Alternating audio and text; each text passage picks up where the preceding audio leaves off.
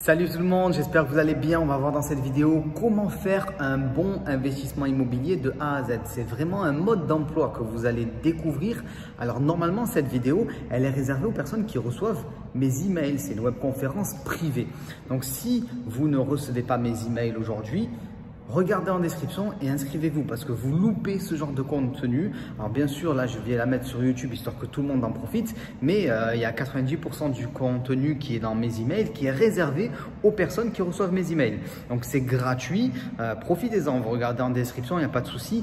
Aussi, si vous aimez la vidéo, likez-la, partagez-la, c'est super important aujourd'hui pour le référencement. Voilà, mettez un petit commentaire et si vous avez des questions, posez-les, soit je réponds directement si c'est possible, soit je vous fais une vidéo. Et voilà, l'objectif c'est d'échanger aussi. Ça sert à ça, la communauté YouTube. Donc je vous laisse regarder la vidéo et n'oubliez pas, si elle vous plaît, vous pouvez en voir d'autres en vous inscrivant pour recevoir mes emails privés. Je vous laisse avec la vidéo. Ciao tout le monde. Comment faire un bon investissement immobilier? On va voir le processus de A à Z. Donc, on va s'échauffer un petit peu là. C'est un échauffement, mais c'est quand même très important parce que vous allez voir la différence entre des investisseurs immobiliers amateurs ou des personnes qui sont en train de débuter et des personnes qui font les choses correctement et les résultats sont totalement différents. Il faut bien comprendre que l'immobilier qui rapporte, c'est une somme de petites performances additionnées et qui rapportent, et c'est des performances supérieures à la moyenne. Et en additionnant toutes ces petites performances, on a un résultat qui est énorme et on va le compter, on va faire les calculs ensemble. Autre chose que vous devez comprendre, la fameuse affaire du siècle, elle n'existe pas. Par définition, une affaire du siècle, c'est une fois par siècle. En fait, nous, on va créer des super affaires. Je vais vous montrer, par exemple, je vais vous parler d'un investissement que j'ai fait. À la base, c'était une affaire correcte, mais j'en ai fait une super affaire. Donc, ce sont nos actions d'investisseurs immobiliers qui vont permettre de gagner de l'argent. Il n'y a pas de super affaires qui vous attendent toute crue ou toute cuite, comme vous voulez, sur le bon coin ou sur ce loger. Voilà, ça n'existe pas. C'est nous qui allons transformer les choses. Et ça, c'est très important. Il faut bien comprendre une chose. Les gens qui vendent des biens immobiliers, ce ne sont pas des pigeons. Ils vendent pas n'importe quoi, n'importe comment. C'est à nous de travailler en cherchant une bonne affaire, en faisant un bon projet, comme vous le voyez ici, une bonne rénovation, une bonne revente, et en optimisant fiscalement et juridiquement tout ça. C'est particulièrement important. Donc, on va reprendre ça. Le premier point, une bonne affaire. Une bonne affaire, c'est quoi? C'est un bien immobilier avec un prix inférieur au prix du marché. Comprenez une chose, ce qu'on appelle la plus-value en immobilier, c'est-à-dire l'argent qu'on va gagner lorsqu'on va revendre le bien, on ne la fait pas à la vente, on la fait à l'achat. C'est en achetant un bon bien immobilier en dessous du prix du marché qu'on peut avoir une plus-value. Et en plus, on va chercher des biens dans des zones, dans des marchés avec un potentiel de hausse qui est assez important. Et donc, on achète moins cher que le prix du marché, on a un potentiel de hausse et là, on va créer un écart et on va avoir déjà la possibilité de revendre avec plus-value, mais pas que ça, on va payer moins de crédit et ainsi de suite. Je vais vous détailler ça dans peu de temps. Là, on s'échauffe. Deuxième point, il faut avoir un bon projet, j'ai envie de vous dire, c'est-à-dire avoir défini une exploitation du bien immobilier en fonction du marché dans lequel il se trouve et de l'évolution probable de ce marché et des tendances. Par exemple, il y a des marchés qui ne se prêtent absolument pas à la location de courte durée. Il y a des marchés qui ne se prêtent absolument pas à la colocation et il y a des marchés qui sont saturés avec énormément de studios et ce n'est pas ce qu'il faut faire. Donc, vous devez avoir un projet adapté à votre marché en faisant une étude de marché qui est correcte et comprendre l'évolution du marché et les tendances pour pouvoir vous projeter. Très important.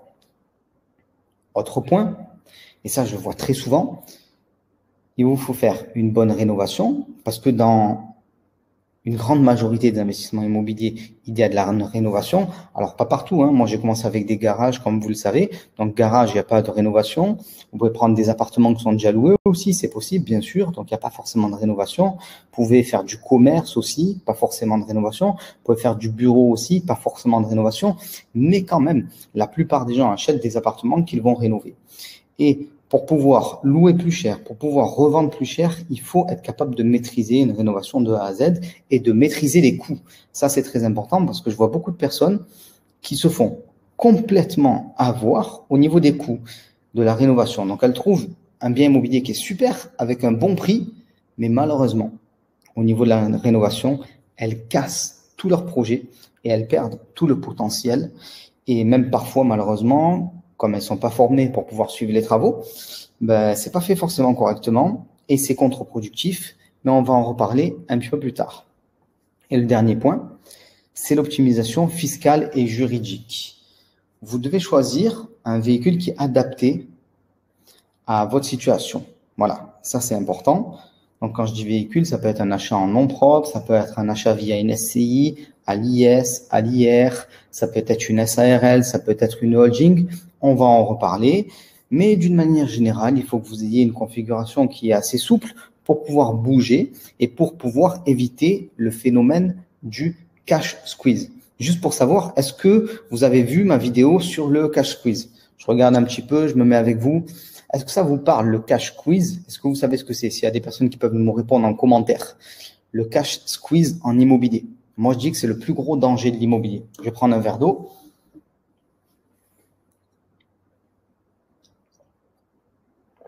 Ok. Tania, Mathieu qui me disent oui. Donc, grosso modo, voilà, Benoît qui dit non. Olivier non plus. Donc, le cash flow, c'est quoi? C'est quand malheureusement, parce que on a mal géré la fiscalité de son bien immobilier, au bout de quelques années d'exploitation, on se retrouve avec une fiscalité qui explose et du coup, un cash flow qui est négatif, c'est-à-dire pas assez de loyer pour payer la mensualité, les charges, plus la fiscalité. Et du coup, vous perdez de l'argent tous les mois. Donc ça, c'est le plus gros danger que on puisse encourir, j'ai envie de dire, en immobilier. Donc ça, il faut absolument l'éviter et on va voir comment l'éviter dans la suite de cette webconférence. Donc je continue et on va faire des calculs ensemble. Il faut comprendre qu'en immobilier, il n'y a pas de magie. Il y a juste des plans et des calculs. Tout peut être envisagé, planifié, calculé à l'avance. Alors, avec des marges de manœuvre, par exemple, on va estimer un loyer, on va dire que pour cet appartement, ce sera entre 450 € et 520 €. Voilà, on a une fourchette basse, une fourchette haute, mais on peut faire des scénarios. Et ça, c'est très important. Et là, je vais vous montrer comment on peut faire une super affaire ou comment on peut faire une affaire un peu mauvaise. Donc, je vous ai dit en début de webconférence que l'immobilier, le bon immobilier, c'est une somme, regardez, de petites réussites, j'ai envie de dire. Une bonne affaire, un bon projet, une bonne rénovation, une bonne revente et une optimisation fiscale et juridique. Donc, on va commencer par la bonne affaire. Si vous réussissez à trouver un bien qui est moins cher que le prix du marché, par exemple, moins 30%, ben là, vous allez avoir un bien à 105 000 € de prix d'achat contre 150 000.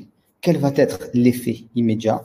Vous allez avoir une mensualité à 500 € au lieu de 715. Donc déjà, tout de suite, le seul fait d'acheter moins cher que le prix du marché, on se retrouve tout de suite, là, dans ce cas, avec 215 € de cash flow en plus tous les mois, de différence. Donc, c'est vraiment énorme quand on parle d'une mensualité comprise entre 500 et 715 €. Donc, parce qu'on a trouvé un bien moins cher, on se retrouve à payer moins cher tous les mois. C'est logique, mais vous allez voir l'effet boule de neige quand on va tout rajouter et c'est complètement fou, surtout quand on prend en compte la longue durée. Vous allez comprendre. Ensuite, le bon projet. C'est quoi un bon projet? C'est une bonne exploitation. Alors, il y a plein de manières de faire les choses, mais là, ce dont je vais vous parler, c'est si vous faites un bon projet, une bonne rénovation, voilà, vous avez un bien qui est bien situé, vous l'exploitez comme il le faut, il est OK, vous allez avoir souvent un loyer qui va être 30% plus haut que celui de vos concurrents.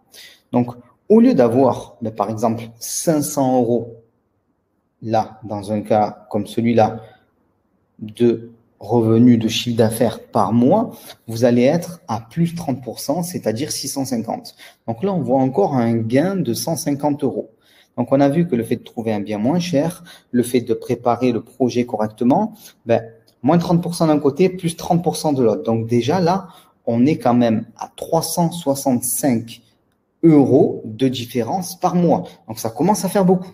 Mais malheureusement, si on se place du mauvais côté de la barrière, c'est-à-dire que les gens qui ne peuvent pas trouver un bon projet, qui ne savent pas trouver une bonne affaire, qui ne savent pas faire une bonne rénovation, ben, ça peut être encore pire.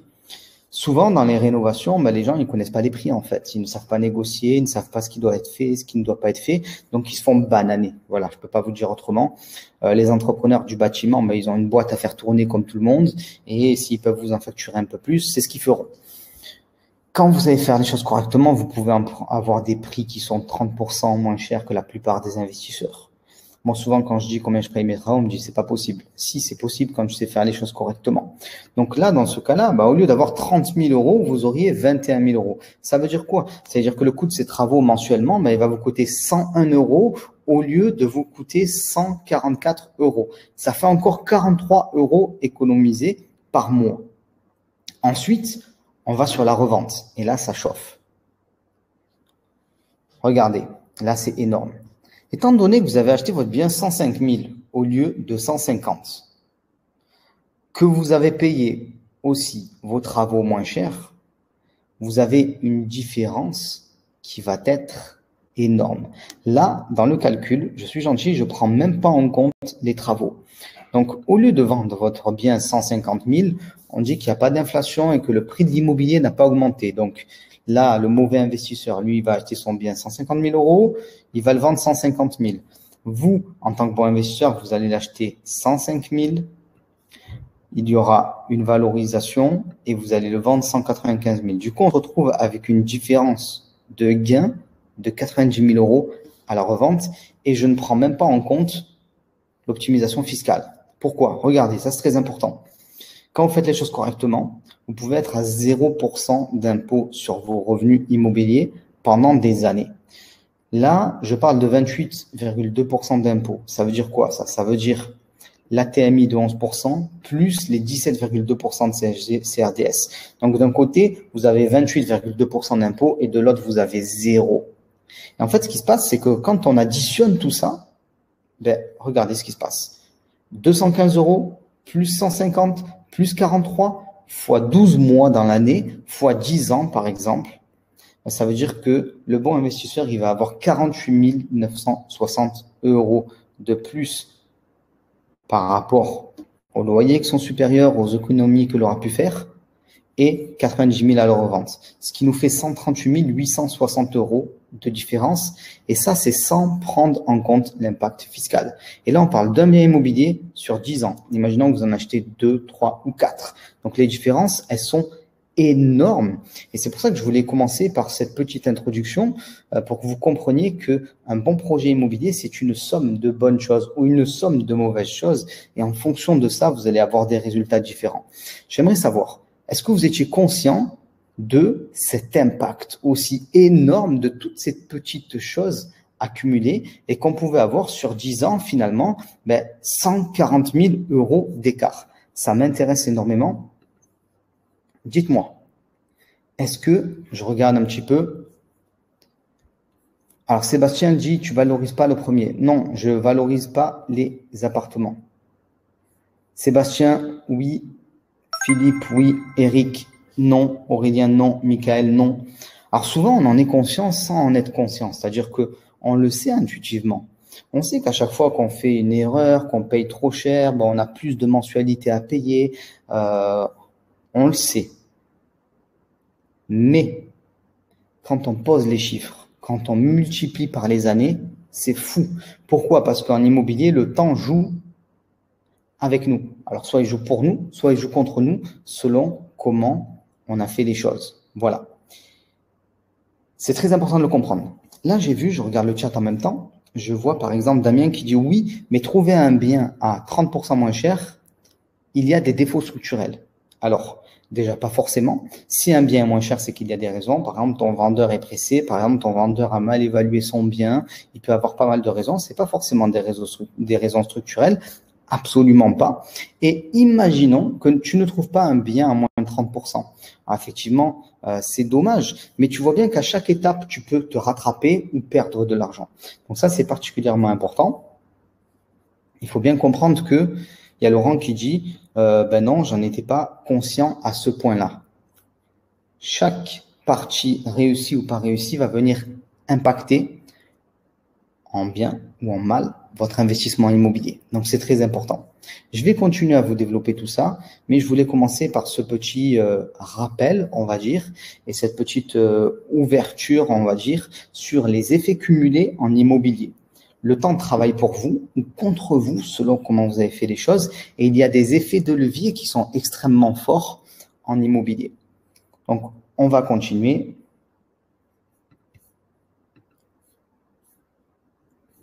Je partage mon écran. OK. Donc, énorme impact. Énorme. Très, très important. Je vais vous donner un exemple. Peut-être que vous l'avez vu cette vidéo. Explosif, appartement acheté 66 000 euros, revendu 238 000 euros. Cette vidéo, je l'ai publiée là, il y a, je sais pas, 2-3 semaines environ sur YouTube. Donc, c'est un appartement que j'ai acheté 66 000, que j'ai rénové en totalité. Grosso modo, j'en ai eu pour 50 000 euros de rénovation, 10 000 euros de frais divers et variés. Donc, ça me fait une plus-value avant impôt d'environ 120 000 euros. Mais ce bien immobilier, quand je l'ai trouvé, effectivement, je l'ai acheté pas cher. Ça, c'est une réalité. C'est-à-dire, quand je l'ai acheté, j'avais déjà 40 000 euros minimum de plus-value latente. Je l'ai acheté 66, il va aller au moins 110. Voilà. Donc, j'avais un bon 40 000 euros de plus-value latente. Mais j'ai fait presque 120 000 euros de plus-value. Tout ça, ça a été fait par le bon projet, la bonne rénovation, la bonne revente, la bonne optimisation. Voilà, ça c'est le reste. Donc, trouver les bonnes affaires, c'est le top. Et si vous êtes en capacité de le faire, et ça s'apprend, vous allez gagner énormément, évidemment. Mais il y a aussi tout le travail de l'investisseur immobilier derrière. C'est important.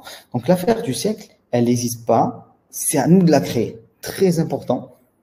Et il vaut mieux que vous accumuliez les biens immobiliers achetés moins 10% par rapport au prix du marché, mais que vous en fassiez plusieurs qu'un seul bien immobilier acheté à moins 30%. Un bien immobilier, ça va vous permettre de gagner plus d'argent, mais ça ne va pas vous enrichir de manière massive. Par contre, 2, 3, 4, 5 biens au fur et à mesure des années ou beaucoup plus vite selon votre tempérament, ça va faire une sacrée différence parce que vous avez vu qu'avec les années, le temps joue pour nous. C'est particulièrement important. Donc, c'est nous qui créons les bonnes affaires et personne d'autre.